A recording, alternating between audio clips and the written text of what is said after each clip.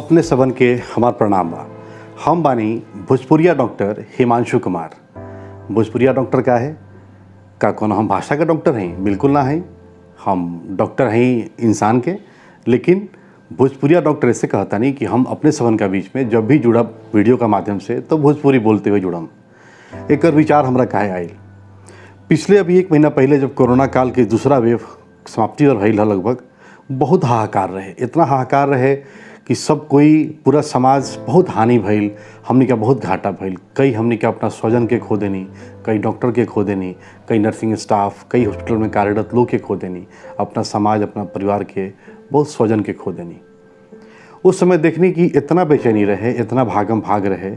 गांव में लोग छोटा बीमारी के भी कोरोना मान के डर जाए। कई लोग तो डर के मारे सीरियस हो गए। कई लोग का डॉक्टर ना मिलल, कई लोग का सिंपल बीमारी कुछ और रहे लेकिन वो कोरोना के चक्कर में पड़ गई कि कोरोना ही है। हादसा में आ गई, हदक धरल होकरा भोजपुरी में कहा जाला। तब देखनी उस समय डॉक्टर की भी कमी रहे काफ़ी। डॉक्टर लोग अपन जान प्राण लगा के काम कैलक, लेकिन फिर भी इतना लोग बीमार पड़ गए रहे कि सब लोग अब लगे डॉक्टर के सुविधा तक मौजूद ना रहे। उस समय बहुत लोग यहाँ मदद कैनी। अब विशेषकर अपना गांव देहात, अपना जहाँ हम पैदा भैनी, जौना भाषा में भोजपुरी भाषा में पैदा भैनी, बिहार में पैदा भैनी, यहाँ हम बहुत सेवा कैनी, कोशिश कैनी एटलीस्ट कि हम करी। हम देखनी जे कोनो बीमारी अगर डॉक्टर चूँकि अंग्रेजी में लिखेला तो पर्चा पर लिख दिला कि एक्यूट गैस्ट्रोएंटेराइटिस। अब लोग लागल पता नहीं कौन भारी बीमारी है। कई लोग वो बीमारी के नाम सुनकर डर जाला, जबकि बहुत सिंपल चीज़ है, वो ठीक हो जाएगी। इतना भी भारी चीज़ नहीं खे, वो कोनो जानलेवा नहीं खे। तब सोचनी कि गाँव देहात में रहे वाला जो अंग्रेजी ना बुझे, जरा हिंदी के भी पूरा ज्ञान नहीं खे, जैसे माई बहन बा लोग, बहुत बुढ़िया लोग बा, काका लोग बा, बाबा लोग बा, वो सबसे भी हम जुड़ सकी, डॉक्टर वह घर तक पहुंच सके, भोजपुरी में पहुंच सके, ये ला हम प्रयास कर रहा बानी। दूसरा चीज़ हम आजे काहे कर रहा बानी, काहे कि आज हमने के भारत में राष्ट्रीय डॉक्टर दिवस मनावल जाला, नेशनल डॉक्टर डे। तो आज सोचनी है जी पहला वीडियो बनाई अपने सबन के बीच में आवे खातिर, ऐसा अच्छा मौका कुछ ना रखा। तीसरी चीज़ कि गांव देहात में रहे वाला छोट लइकन जो डॉक्टर बने के सपना देखल है, वो कैसे ही सपना तक पहुंच सकता, कैसे वो आगे बढ़ सकता, एकरा बारे में भी बात हम बताएं। अपने लोगों का कोई भी विचार मन में होके, कोई प्रश्न होके, कोई दिक्कत होके, तो अपने लोगन यूट्यूब पर कमेंट बॉक्स में प्रश्न पूछे। हम कोशिश करब कि बहुत जल्दी ओकरा वीडियो का संगे अपने सबन का समक्ष हाजिर हो जाएंगे। तो ये सब कुछ मन में विचार आयल हमरा कि काहे ना हम एज ए भोजपुरिया डॉक्टर का नाम से ही अपने समझ से बात करी। सब लोग जाने कि ना एगो भोजपुरी में बोला डॉक्टर साहब बाड़े, दूर रहे लें, लेकिन हमनी के सब समस्या जो बा वो वीडियो का माध्यम से समझावे लें। कौन बीमारी से कैसे बचे के बा। अगर मान ली बीमारी हो गई, अब मान ली केहू का पेट में पेटझड़ी हो गई, तो हम देखी ले गाँव के जो आदमी बा ओकरा पते नहीं कि पेटझड़ी की बीमारी कहाँ दिखाई। वो दिखाओ तो जाके सर्जन से। गाँव में झोला छाप लोग प्रैक्टिस कर ले, गाँव में ओकरा से दवाई ले लेता, अधिक बीमार पड़ जाता। तो देखिए आस पास में रुआ डॉक्टर मौजूद रहेला, लेकिन जाए के आसकत या फिर कुछ अपभ्रंश बात समाज में फैला रहेला कि डॉक्टर के यहाँ जाइबा तो ऐसे होई वैसे होई, ढेर खर्चा हो जाए, ऐसे हो जाए वैसे हो जाए।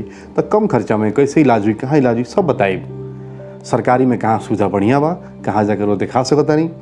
आस पास के एरिया में अगर हम वहाँ नहीं भी जानत तो ये बता सकता नहीं कि रो पेट के बीमारी बा तो कहाँ दिखावे के चाहिए, माथा के बीमारी बा तो कहाँ दिखावे के चाहिए। अब लोग का समझ में ना अबे करेला कि गैस्ट्रोएंटरोलॉजिस्ट का होला हो, न्यूरोलॉजी का होला, न्यूरोसर्जन का है। तो वो सब बीमारी के भी कि केकरा लगे हमरा कौन बीमारी खातिर जाए के चाहिए, वो सब भी हर बीमारी के नाम पर हम एगो वीडियो बना के डालब। और बीमारी कैसे होला, कैसे उससे बचे के चाहिए, ऊपर डालब। अब चलिए बात करी जाओ आज के बारे में। आज 1 जुलाई 1882 के समय में डॉक्टर विधान चंद्र रॉय नाम के एक आदमी के जन्म भइल, जिनका नाम पर नेशनल डॉक्टर डे मनावल जाला। हमने सबन का जान के आश्चर्य हुई, बहुत लोग का पता भी ना हुई बात कि डॉक्टर विधान चंद्र रॉय अपना पटना बांकीपुर में पैदा भइल रहस। सोचिए हमने खातिर कितना गर्व के बात बा कि बिहार में पैदा भइल, जन्म से बिहारी, 10वां तक इहे पढ़ाई भी कैलन।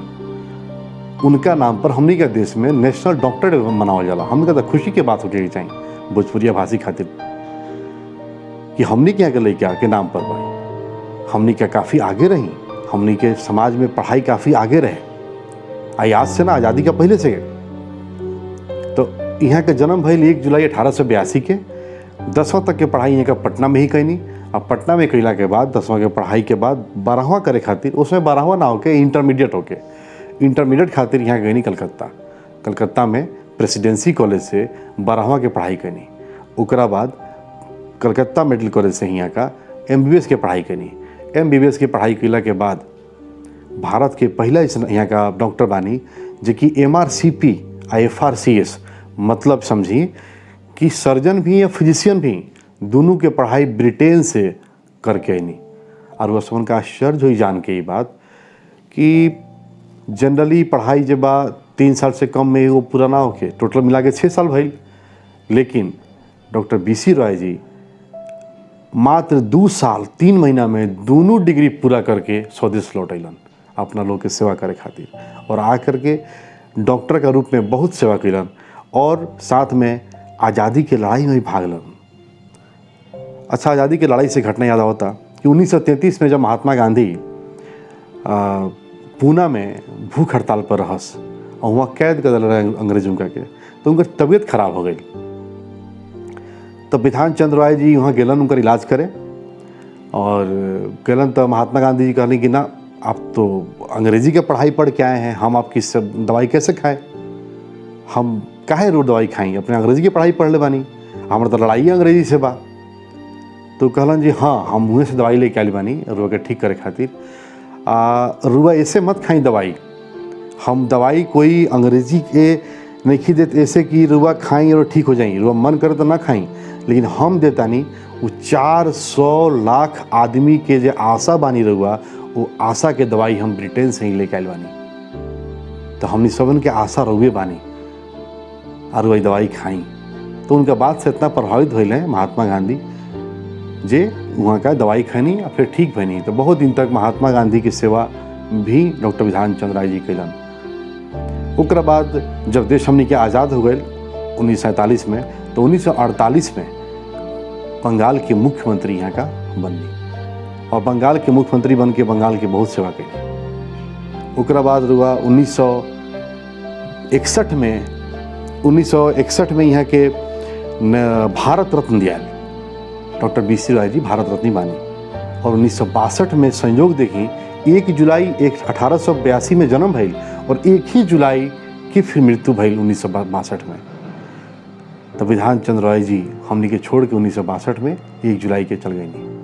उहे के स्मृति में नेशनल डॉक्टर डे मनावल जाला।